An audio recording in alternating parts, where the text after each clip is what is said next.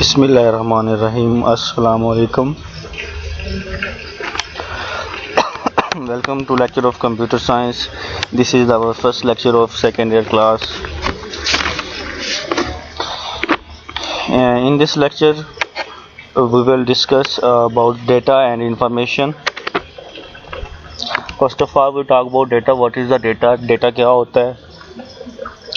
Data की अगर simple सी तारीफ की जाए तो तारीफ ये है जी, raw collection of raw facts and figures related to an object is called data. यहाँ बात करते हैं जी, कलेक्शन होती है किसी चीज़ को इकट्ठा करना, काफ़ी सारी चीज़ों को इकट्ठा करना। रा फैक्ट्स एंड फिगर्स, रा फैक्ट्स एंड फिगर्स के अंदर क्या कुछ आता है? रा फैक्ट्स एंड फिगर्स में भी मैं अगर आपसे कहूँगा, आप किसी आदमी के बारे में, किसी सेलिब्रिटी, किसी हीरो या किसी किस्म के भी आदमी के बारे में डेटा इकट्ठा करके लाएं, हो सकता है जी उसके बारे में डेटा आपके पास वीडियो फॉर्म में हो, ऑडियो फॉर्म में हो, टेक्स्ट की फॉर्म में हो, बुक्स की फॉर्म में हो, तो आप सारा डेटा, न्यूज़पेपर पे भी वो डेटा हो सकता है, रसालों पे हो सकता है, तो आप वो सारा डेटा इकट्ठा करके ला के ढेर लगा देते हैं, तो वो आपका रा फैक्ट्स एंड फिगर कहलाता है। अगली चीज़ है इसके अंदर related to an object. Object का मतलब होता है कोई भी चीज़ जिससे रिलेट आपने डेटा इकट्ठा करना होता है। ज़ाहिर है जी, अगर हमने डेटा इकट्ठा करना है तो वो किसी न किसी ऑब्जेक्ट से रिलेटेड ही करना है, किसी न किसी चीज़ से रिलेटेड ही करना है। इसीलिए यहाँ पे ऑब्जेक्ट क्या है? Object may be a person. Object आपका कोई शख्स हो सकता है, एन ऑर्गेनाइजेशन, कोई अदारा हो सकता है, और एन इवेंट, कोई भी इवेंट, मतलब कोई ईद का फंक्शन है, मैं कहूँ जी कि बड़ी ईद के बारे में डेटा इकट्ठा करें, छोटी ईद के बारे में डेटा इकट्ठा करें, ठीक है। यौम कश्मीर के बारे में डेटा इकट्ठा करें, तो यौम कश्मीर के बारे में अगर आप बात करें तो काफ़ी तरह डेटा होगा। इसी तरह हमारे पास, मैं अगर आपसे कहूँ जी 14 अगस्त के बारे में डेटा इकट्ठा करें, पाकिस्तान कैसे बना, तो वो हज़ारों वीडियोज़ आपको, हज़ारों बुक्स, उसके ऊपर न्यूज़पेपर्स वगैरह कई किस्म का डेटा मिल सकता है, और एनी अदर थिंग कुछ भी हो सकते हैं। तो ऑब्जेक्ट फिर यहाँ पे क्या है? ऑब्जेक्ट कोई भी शख्स, कोई भी जगह, कोई भी चीज़, किसी भी चीज़ को आप कह सकते हो जिसके बारे में आपने डेटा को इकट्ठा करना है या डेटा की कलेक्शन करनी है। डेटा किस किस फॉर्म में हमारे पास हो सकता है जी? Data can be in the form of text, data text की फॉर्म में आ सकता है। इसके बाद डेटा नंबर्स की फॉर्म में आ सकता है। डेटा हमारे पास इमेज फॉर्म में आ सकता है, वीडियो फॉर्म में भी डेटा हमारे पास आ सकता है।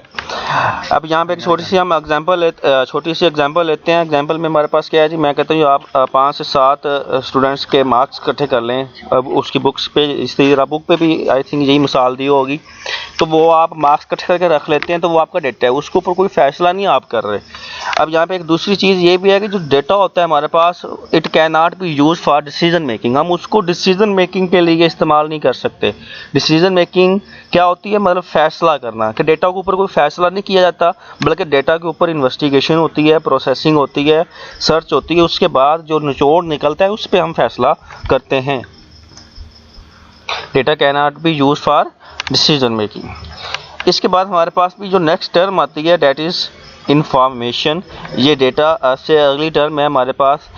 इंफॉर्मेशन क्या है? The process data is called information. हम काफ़ी देर से डेटा के ऊपर बात कर रहे हैं कि डेटा क्या है। प्रोसेस डेटा की बात हो रही है। लफ्ज़ प्रोसेस के साथ ईडी आगे, इसका मतलब ये है कि ऐसा डेटा जिसके ऊपर अमल हो चुका हो, जिसके ऊपर प्रोसेस हो चुका हो, मतलब डेटा के ऊपर आप सर्च कर चुके हों, डेटा की तफ्तीश कर चुके हों, इन्वेस्टिगेशन हो चुकी हो। डेटा के ऊपर जो आप प्रोसेसिंग करते हैं, जो काम करते हैं, वो काम करने के बाद जो रिज़ल्ट या आउटपुट आपके पास आती है, उसको हम इंफॉर्मेशन कहते हैं। तो the process data is called information.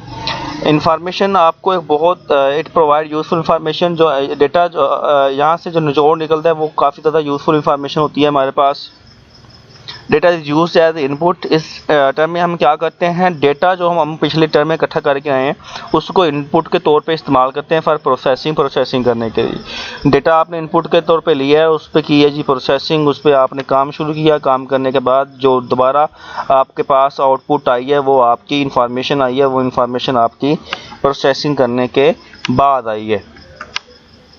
तो information can be use for decision making. तो इन्फॉर्मेशन को आप फैसले के लिए इस्तेमाल कर सकते हैं। यहाँ पे इसकी एक छोटी सी मिसाल लेते हैं। फॉर एग्जांपल जी, पुलिस वाले 5 से 10 बंदे जो है वो पकड़ते हैं किसी भी केस की इन्वेस्टिगेशन के लिए हो सकता है वो मुजरम हो सकता है वो ना हो, तो वो उनसे डेटा कलेक्ट करते हैं। डेटा डिफरेंट गवाह इकट्ठे होते हैं काफ़ी ज़्यादा। देखें आप अदालत में किस तरह वो गवाह लिए जाते हैं, वीडियोस या कोई भी सबूत वगैरह तो वो इकट्ठे किए जाते हैं। उसके बाद एंड पे जज फैसला सुनाता है कि आया वो कसूरवार है या नहीं है। वो जो जज एंड पे फैसला सुना रहा है भी वो आपकी इंफॉर्मेशन है।